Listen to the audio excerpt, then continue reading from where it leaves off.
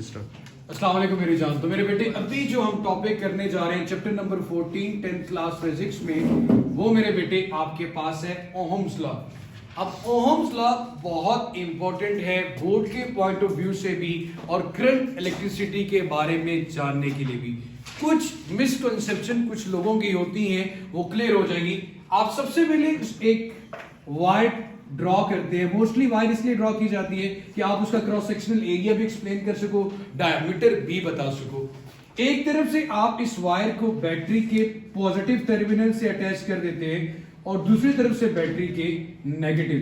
ये साइन आपने circuit draw करते हुए बैटरी का बनाना होता है। एक चीज का जरा ख्याल रखिएगा, मैंने अभी आप लोगों को प्रीवियस लेक्चर में ये चीज क्लियर की थी कि जानेमन जब भी आप करंट की बात करेंगे तो हम अपनी बुक्स में कन्वेंशनल करंट का इस्तेमाल करेंगे। किसका इस्तेमाल करेंगे? कन्वेंशनल करंट का। अब मेरे बेटे ओहम्स लॉ क्या है? ओहम्स लॉ को मैं तो हमेशा एक छोटी सी एग्जांपल से कि आप सपोज कर लें इस वायर के रिप्लेसमेंट में आपके पास एक पानी का पाइप है। इस पानी के पाइप में वाटर का लेवल बिल्कुल ये है, ठीक है। अब ये इसका पॉइंट ए है और ये इसका पॉइंट बी है। पानी ए से बी या बी से ए की तरफ तब तक फ्लो नहीं करेगा जब तक आप इसके एक सिरे को थोड़ा सा ऊपर नहीं उठा देते।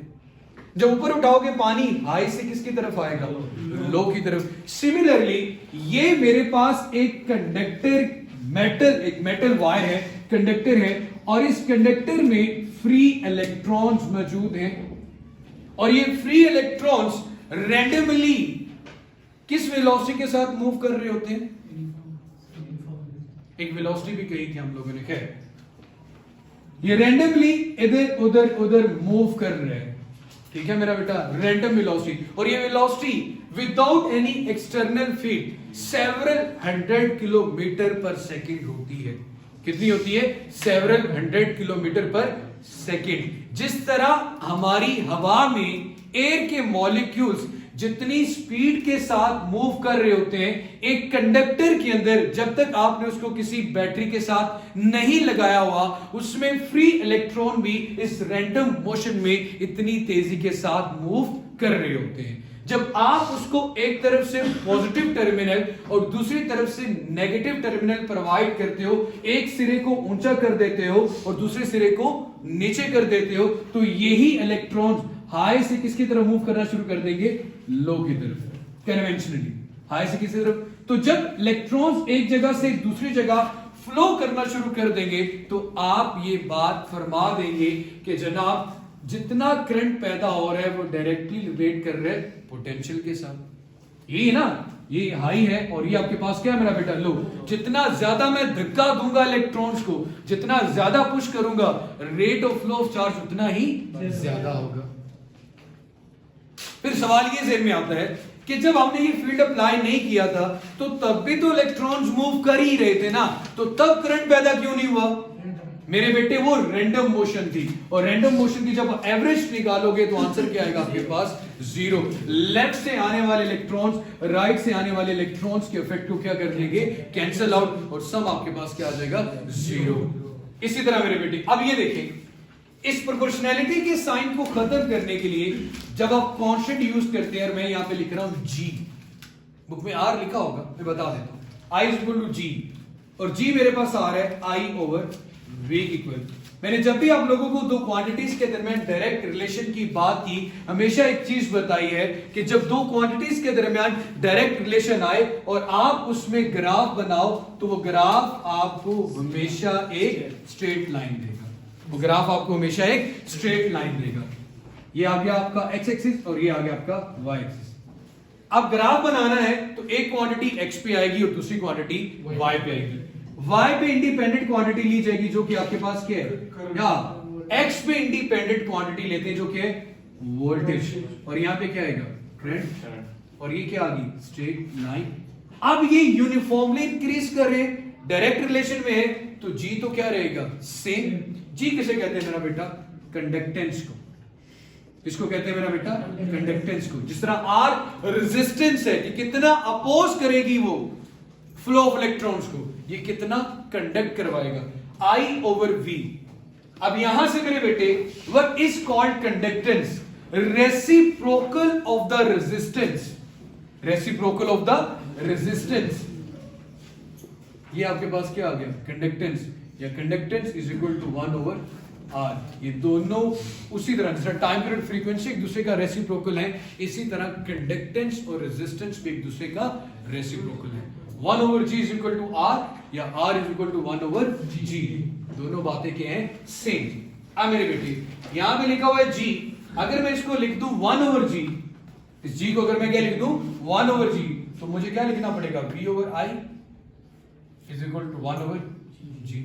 और 1/g किसके इक्वल है, r के, इधर क्या आ रहा है v/i, तो v किसके इक्वल आ गया मेरा बेटा, i r के, v किसके इक्वल आ गया मेरा बेटा, i r के, और यहां से r निकाल लें v/i। इसे रेजिस्टेंस कहते हैं, opposition to the flow of charges is called resistance. जब इलेक्ट्रॉन मूव करता है उससे कंडक्टर के अंदर मौजूद एटम्स के साथ जब जाके टकरे खानी पड़ती हैं तो रुकावट का सामना करना पड़ता है, उसे आप रेजिस्टेंस कहते हो। अब यहां से आपको ये चीज भी क्लियर कर दूं मेरे बेटे कि फर्ज करो A डायरेक्टली प्रोपोर्शनल है B के, और यहां पे प्रोपोर्शनैलिटी खत्म करने के लिए जो कांस्टेंट लेके आते हो उस कांस्टेंट का इन दोनों क्वांटिटीज के साथ कोई डायरेक्ट या इनडायरेक्ट रिलेशन होता है, डायरेक्टली इस पे डिपेंडेंट नहीं होती। अगर आप वोल्टेज ज्यादा करेंगे तो करंट भी ज्यादा हो जाएगा, तो रेजिस्टेंस की वैल्यू क्या रहेगी, सेम। और अगर आपके पास रेजिस्टेंस की वैल्यू सेम रहती है तो इस बात का मतलब यह है कि यहां पे ओहम्स लॉ वैलिड है, और रेजिस्टेंस की वैल्यू सेम एक खास हद तक रह सकती है। अगर आप टेम्परेचर बढ़ा देंगे तो रेजिस्टेंस की वैल्यू बढ़ जाएगी। अब दो तरह के मटेरियल्स हैं, जहां पे एक है ओमिक डिवाइसेस और दूसरी आपके पास क्या है, नॉन ओमिक डिवाइसेस। ऐसी डिवाइसेस जो ओहम लॉ को ओबे करें, ओहम लॉ को ओबे करने का मतलब जिनमें R की वैल्यू सेम रहे, उन डिवाइसेस को क्या कहते हैं, ओमिक मेटल्स इसकी बेस्ट एग्जांपल है। और ऐसी वैल्यू जिसमें रेजिस्टेंस की वैल्यू सेम ना रहे उन्हें क्या कहते हैं मेरा बेटा, नॉन ओमिक डिवाइसेस। जितने भी सेमीकंडक्टर मटेरियल या फोर्थ ग्रुप के एलिमेंट्स हैं वो किस में आते हैं, नॉन ओमिक डिवाइसेस में। क्लियर हो गया मेरे बच्चे? अगर रेजिस्टेंस सेम है तो ओहम लॉ वैलिड कर रहे हैं, रेजिस्टेंस सेम नहीं तो ओहम लॉ वैलिड नहीं है। तो उसके बाद लिमिटेशंस ऑफ ओहम लॉ में आ जाता है कि भाई टेंपरेचर आपने स्टैंडर्ड रखना है, पोटेंशियल डिफरेंस आपने स्टैंडर्ड अप्लाई करना है। अगर बहुत ज्यादा पोटेंशियल डिफरेंस अप्लाई करोगे तो रेजिस्टेंस क्या हो जाएगी, चेंज, एक लीनियर इंक्रीज नहीं रहेगा वोल्टेज और करंट के दरमियान। तो ये था मेरा बेटा हमारे पास ओहम्स लॉ।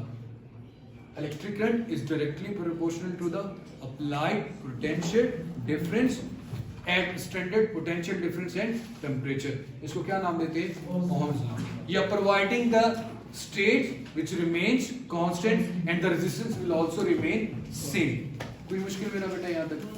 चले मेरा बेटा नेक्स्ट लेक्चर में हम कॉम्बिनेशन ऑफ रेजिस्टर की बात करेंगे। खुश रहें, आबाद रहें और चैनल भी सब्सक्राइब कर लें।